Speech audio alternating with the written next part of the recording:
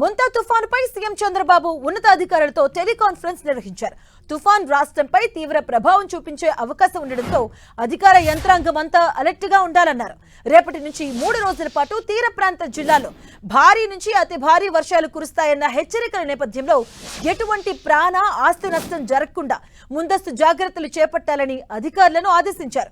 మచిలీపట్నం నుంచి కాకినాడ ప్రాంతం వరకు తుఫాన్ తీవ్ర ప్రభావం చూపిస్తుందని ఎప్పటికప్పుడు ప్రజలను అప్రమత్తం చేసేలా సమాచార వ్యవస్థలు సిద్ధంగా ఉండాలన్నారు. ఇక తుఫాన్ పై SMS, social media, IVRS calls, వాట్సాప్ల ద్వారా ప్రజలకు ముందస్తుగా హెచ్చరికలు పంపించాలన్నారు. గ్రామ స్థాయి నుంచి రాష్ట్ర స్థాయి వరకు తుఫాన్ ప్రభావంపై సమాచారం వేగంగా చేరవేసి నష్ట నివారణ చర్యలు చేపట్టాలని సీఎం సూచించారు. ఇక SDRF, NDRF బృందాలు ఇప్పటికే తీర జిల్లాల్లో మోహరించాయని సీఎం ఆదేశించారు. రిజర్వాయర్లు, ఇరిగేషన్ ప్రాజెక్టుల్లో నీటి మట్టాలను నిరంతరం పర్యవేక్షించి అందుకు అనుగుణంగా కార్యాచరణ అమలు చేయాలని స్పష్టం చేశారు.